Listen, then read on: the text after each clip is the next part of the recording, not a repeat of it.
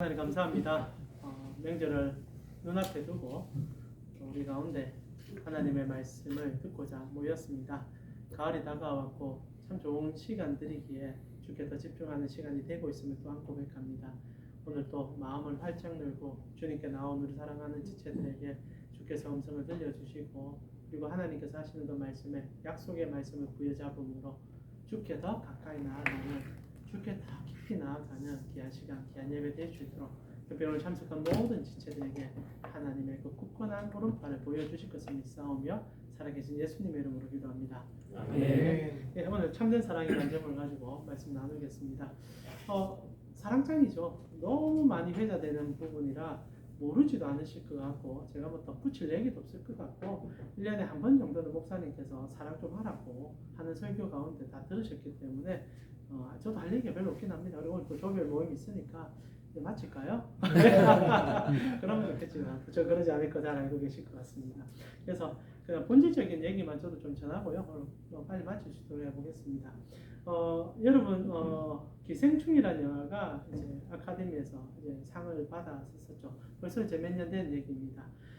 우리는 이제 그 빈부격차의 문제라든지 그리고 여러 가지 환경적 문제를 가지고 신랄하게 비판하는 영화로 받아들였는데 제가 이제 그 여러 사람들의 이제 평을 이렇게 듣는 과정 속에 재밌는 평을 하나 듣었습니다. 특히 이제 미국에서 이 영화가 개봉됐을 때 사람들이 이제 가장 놀랬던 장면 중에 여러 가지가 있겠지만 뭐 반지하의 삶이라든지 아니면 들어가서 정말 패러사이트 기생충처럼 살아가는 그 가족의 이야기라든지 이런 게 이제 충격적으로 와닿았는데 그 중에 이제 저희와 전혀 다른 문화적인 색깔에서 놀란 게 있었다라는 거 제가 들었습니다.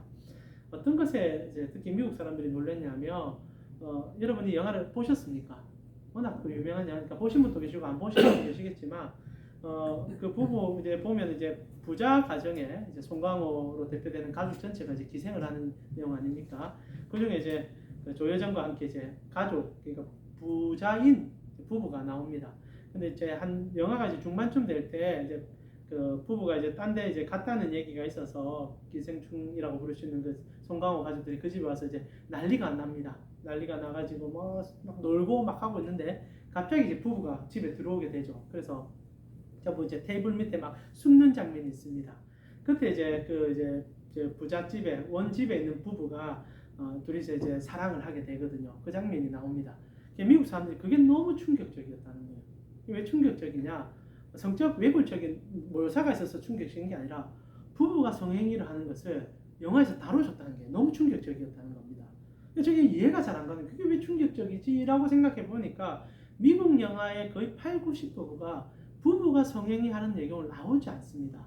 오로지 외설적인 바람을 핀다든지 불륜을 행할 때 이제 성행위를 하는 모습을 보여주지 온전한 부부가 성적 행위를 하는 것은 영화에 나오지 않는다는 거죠.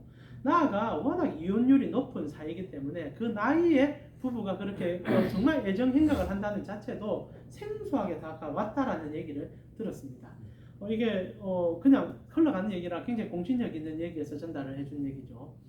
잠옷 저 얘기도 좀 신기했었고 그리고 생각해 보니까 헐리우드 영화의 영향을 크게 받은 대한민국 영화도 요즘에 사랑이라는 것을 영화에서 다루면 물론 깊이 있는 우정과 이런 애틋한 사랑을 다루기도 하지만 이제 육체적인 사랑을 다룰 때는 꼭 정상적인 부부 관계가 아닌 파괴적이고 뭔가 모순적인 사랑을 다루고 그것을 굉장히 자극적으로 보여주고 사람들에게 도발을 한다는 거죠.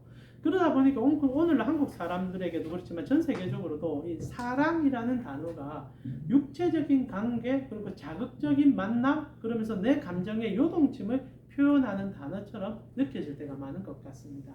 오늘 우리가 13장을 읽었는데 너무나 구구절절 아름다운 시적 표현으로 사랑을 노래하고 있습니다. 여러분 이 단어 하나하나가 여러분 가슴에 와닿습니까? 사랑은 오래 참고 사랑은 견디는 것이고 사랑은 그 무엇보다 모든 것을 받아들이는 마음이다 라고 얘기합니다. 물론 이제 우리가 알고 있고 그 사랑을 잘 실천하려고 노력하지만 실제로 현대사에서 잘 안 되죠. 오히려 왜곡적입니다.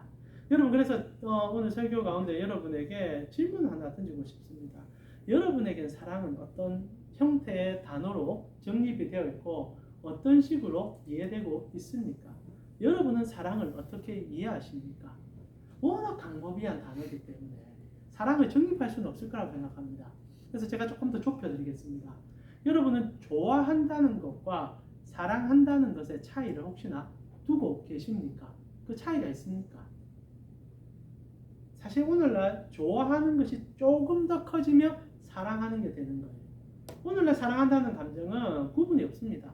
내가 좋아하는 것에서 조금 더 좋아지면 그걸 사랑이라고 무조건 불러가는 게 요즘 현대 사회인 것 같아요. 그래서 젊은 사람들의 사랑도 내가 좋아하는 감정에서 조금 더 좋아지면 사랑이라고 부르고, 내가 강아지를 키우는데 이 강아지가 내 마음에 조금 더 들면 사랑하는 강아지가 되는 거죠. 사랑이라는 그 단어 자체가 매우 협소적일 뿐 아니라 사실 우리가 생각하는 그 사랑을 담지 못할 정도로 망가져 있는 것이 오늘날 현대사회인 것 같습니다. 그래서 제가 굉장히 빈곤한 정의고, 그리고 맞지 않는 정의가 될 수도 있겠지만, 제가 나름대로 생각하는 좋아함과 사랑의 평가를 내려본다면 좋아한다는 것은 자기중심적인 거라고 생각합니다. 그러나 사랑이라는 것은 타자중심적이라고 생각을 합니다. 그래서 좋아하는 것은 내가 좋아하고 내가 평가를 내리고 내 마음에 요동칠 수 있습니다. 그러나 사랑이 시작되면 타자에 대한 것들이 커지기 시작하죠. 결국 사랑의 끝은 모든 것이 타자 중심이 되어버립니다. 나의 의지와 상관없이 노예가 되어버리는 경우, 이제 그걸 사랑이라고 표현하죠. 근데 사실 이제 이 사랑에 대한 왜곡적 인식이 오늘날 우리 사회에 가장 많은 문제점에 시발점이 된다고 보거든요.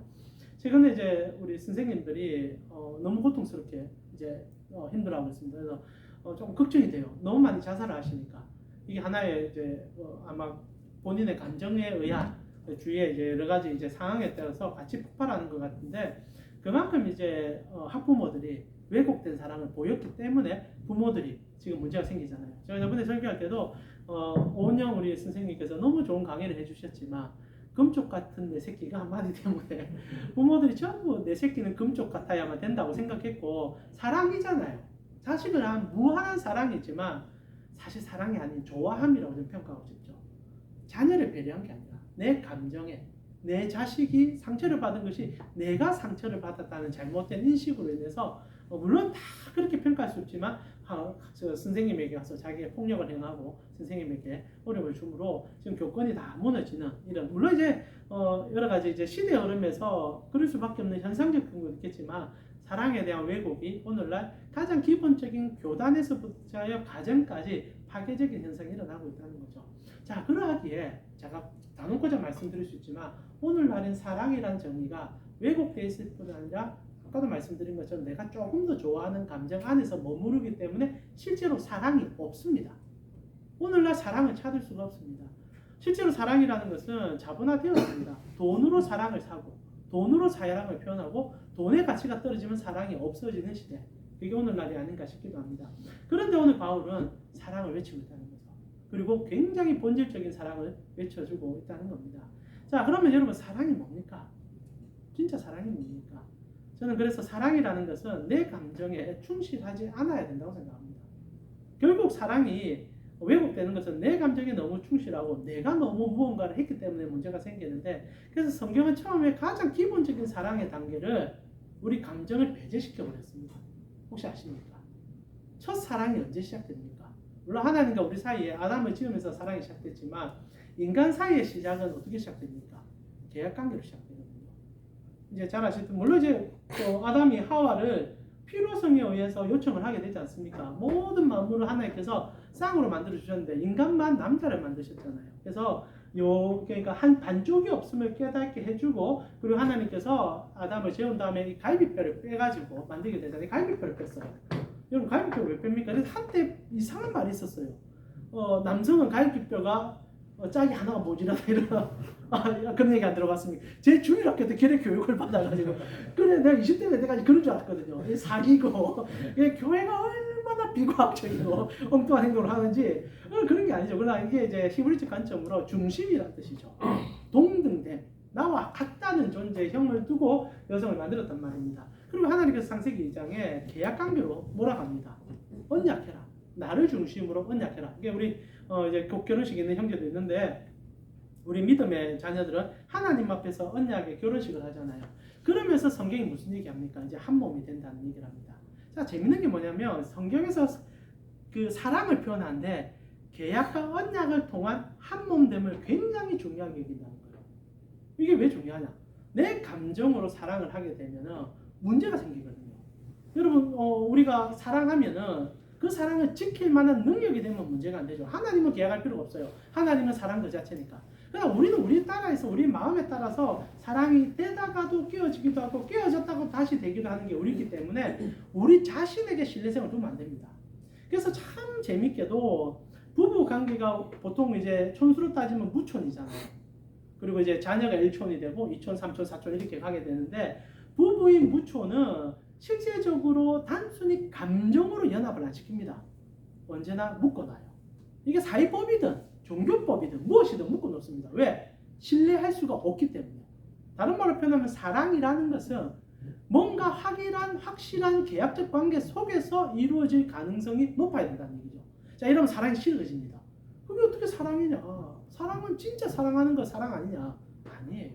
사랑은 책임을 져야 되고 사랑은 내 감정이 아닌 전적으로 의지할 대상의 확실함이 있을 때 가능해지는 겁니다.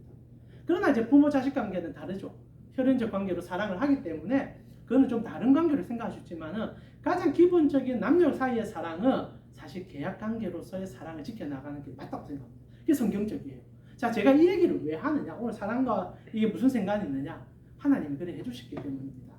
결국 이제 우리가 사랑을 잘 못하는 이유 중에 하나는 제가 이렇게 사랑 얘기하면서 계약까지 얘기하는 이유 중에 하나는 실제로 우리가 사랑을 할 만한 능력자들이 아닐 뿐 아니라 우리는 사랑을 모르기 때문입니다. 제가 개척하면서 가장 큰 아이러니가 뭔지 아셨습니까? 혹시 아십니까? 제가 개척을 딱 시작하는데 막 이제 이상을 생각한 거예요. 사랑의 공동체. 너무 성경이 말하는 것을 보여주고 싶은 공동체 이렇게 꿈을 꾸는데 제가 그 당시 때 개척을 준비하면서 여러 목사님과 함께 공부를 하는데 서로 공부의 끝에 결론이 뭐냐? 우리가 단 한 번도 이걸 못 본 것 같다. 사실 기존에 있는 많은 교회들이 사실 사랑을 얘기하고 교회 공동체에서 예수 그리스도 중심을 얘기하지만 다 그러지 못했던 것 같다. 우리는 모르는 길을 가는 것 같다는 느낌이 든다라는 얘기를 했고 사실 지금도 잘 모르겠어요. 그걸 보여주지도 못했고 저도 아직 못 보여주고 있는 게 현실입니다. 근데 아이러니하게 우리가 모르는데 실제로 우리가 하면 교회를 어떻게 하고 사랑을 어떻게 하고 우리가 어떻게 남녀관계를 유지하고 우리가 공동체를 어떻게 유지하느냐 모범을 보여주신 한 분 때문에 한다는 거죠. 자, 우리가 사랑을 하고 우리가 교회를 이루고 우리가 함께 공동체를 이루는 것은 우리로부터 시작된 게 아니다라는 겁니다. 성경은 그리스도께서 그것을 자정하셨고 지정하셨고 이루어졌다는 얘기를 한다는 거죠. 결국 그리스도 중심으로 나아가는 것이 그리고 그리스도 안에서 해석하는 것이 성경에서 말하는 약속과 굉장히 중요한 관점이 있습니다. 자, 다시 돌아갑시다. 제가 그래서 사랑은 약속이다 얘기하는데 하나님께서 우리를 부르실 때 여러분을 부르실 때 여러 호칭들이 있습니다. 근데 그 중에 가장 매력적이고 가장 아름다운 호칭이 뭡니까? 혹시 하나님께서 여러분을 부를 때 여러 호칭이 있죠. 뭐 가장 좋은 호칭은 뭐 사랑하는 아들아, 사랑하는 딸아, 그것도 사랑의 가슴띠입니다. 그러나 그리스도께서 우리에게 가장 많이 가르쳤던 우리를 향한 표현은 무엇이라고 생각합니까? 신부란 표현이거든요. 성경에 신부란 표현이 굉장히 많이 나옵니다. 여러분과 무촌을 맺기 위해서 주님이 오셨다는 얘기죠. 재밌는 게 뭐냐면 우리의 사랑은 감정적이고 요동치고 계약을 파괴할 수도 있지만은 그리스도의 사랑은 처음부터 파괴와 그리고 무너짐과 계약에 대한 모든 것을 책임을 주님께서 지기로 작정하고 오셨다는 그 사랑이었다는 겁니다. 참 재밌는 게 이것까지만 얘기하고 갑자기 여러분 눈빛이 사랑 얘기하면서 뭐 저런 얘기하는 눈빛이라서 빨리 마치겠습니다. 저도 사람을 모르기 때문에 이런 얘기하기 힘들어요. 그러나 중요한 것은 예수님께서 한 번 이런 일이 있었습니다. 이것만 얘기하면 여러분이 이렇게 사랑하는 게 맞겠구나라는 생각을 좀 할 것 같아요. 예수님께서 한 번은 이런 일이 있었습니다. 제가 설교할 때 한 번 얘기했는데 사람들이 아무래도 사랑의 가장 기본은 결혼관계일 것이고 결혼관계를 통한 가정관계가 우리가 생각할 수 있는 사랑의 기초일 겁니다. 그래서 이제 율법사들이 예수님께 찾아와서 질문을 했어요. 예수님, 가정을 이루는데 이혼에 대해서 예수님 어떻게 생각합니까? 이런 얘기를 한 겁니다. 자, 이 얘기 아십니까? 마태복음과 마가복음에 두 번 등장합니다. 그래서 이제 예수님께 율법사가 물어보니까 마태복음은 뭐라고 얘기합니까? 절대 이혼하면 안 된다. 절대 이혼하면 안 된다. 하나님께서 약속준 것을 어떻게 이혼하느냐 이렇게 얘기합니다. 죄송합니다. 마태복음은 이혼한 연고 외에는 이혼이 아니고 음행한 연고 위에는 이혼을 하지 마라 그렇게 얘기합니다. 근데 마가복음이 문제가 되는데 마가복음은 아예 이혼을 못하게 합니다. 제가 마가복음 한번 읽어드릴게요. 자, 마가복음이 뭐라도 있냐면 10장 5절부터 보니까 예수께서 이르시되 너희 마음이 완악함으로 말미암아 이 명령을 기록했다. 여기서는 이제 모세 율법에 의하면 이제 아내가 잘못했을 경우나 이제 보통 이혼의 가장 큰 중심축은 당시에 이제 시대는 남자가 이혼을 시키는 거니까 여자가 이혼을 할 수 있는 시대가 아니었으니까 그러니까 이제 남자가 이혼 정서를 써주라고 모세 율법에 되어 있었습니다. 그래서 재밌는 게 뭐냐? 예수님 이런 얘기예요. 6절에 창조 때부터 사람을 남자와 여자로 지었으니 이러므로 사람이 그 부모를 떠나서 그 둘이 한 몸이 될지니라. 이러한 적이 이제 둘이 아니요 한 몸이니 그러므로 하나님이 짝지어 주신 것을 사람이 나누지 못할 것이다. 그래서 이혼을 금지시킵니다. 하나님께서 이혼하면 안 돼 합니다. 자, 여기 문제가 뭐냐 하면 이혼하면 죄가 됩니까? 사실 마태복음에서는 이제 음행한 연고로는 이혼이 더 가능하지 않지만 요즘 음행 문제보다는 감정 문제로 이혼하는 경우 많거든요. 제 주위에도 이혼 많이 하십니다. 자, 그럼 다 죄지어가지고 하나님의 법을 어긴 겁니까? 실제로 그렇지 않죠. 1차적으로는 예수님께서 얘기한 거는 사랑하지만 감정이 식을 수 있는 우리에 대하여 남성이 주도권을 가진 그 사회에 경종을 주시기 위하여 하신 말씀이라고 생각합니다. 윤리적으로는.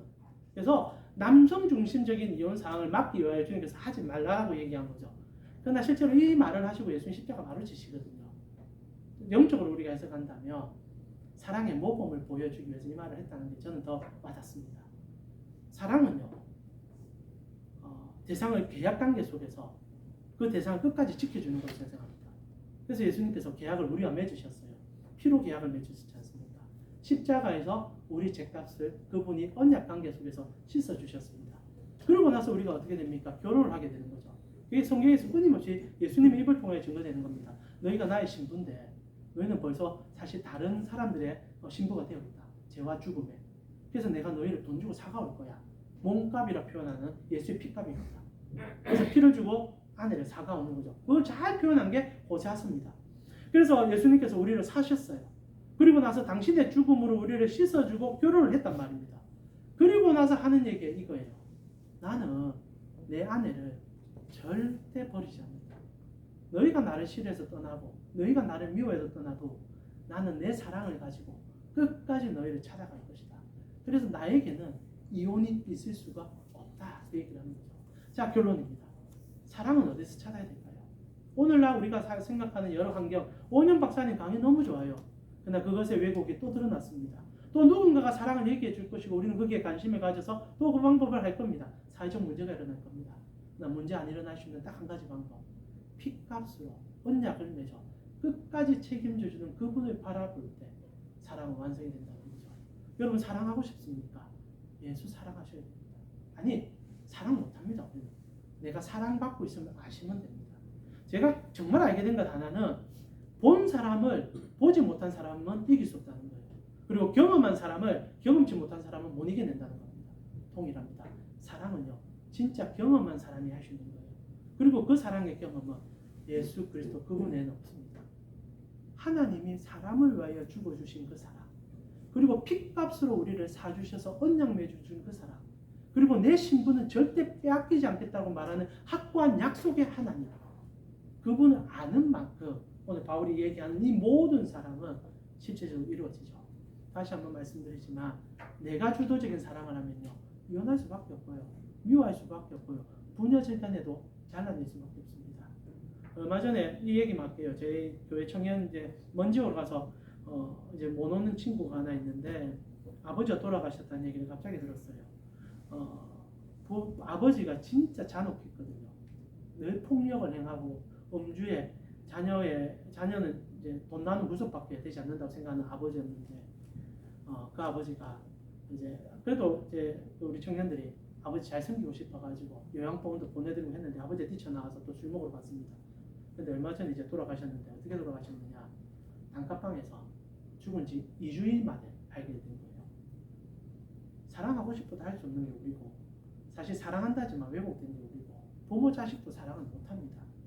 그런데 진짜 사랑을 하시는 예수 그리스도가 우리 가운데 오셨죠. 사랑하고 싶으시죠? 사람은 누구나 사랑하고 싶어져요. 헐리우드 사랑, 책에서 쓰신 사랑 가짜입니다. 예수 보면 볼수록 자식도 남편도 가정도 진짜 사랑스러워 합니다. 왜? 모든 것을 포기해 주신 분이 내 아버지가 되고 내 남편이 됩니다. 여러분은 올 가을에 어떤 사랑 하시겠습니까? 저는 예수 그리스도를 더 사랑함을 발견하는 사랑을 해보고 싶고 그 힘으로 내 아내를, 내 자녀를, 여러분을 사랑해보고 싶습니다. 이제 우리 같이 한번 기도합시다. 특히 이제 결혼을 앞두고 있는 우리 규빈 형제께서 또 기도해 주시고요. 오늘 죄송합니다. 이혼 또 얘기하고 막 이래가지고 정말 사랑하시고 사랑했으고 사랑하셨으면 좋겠습니다.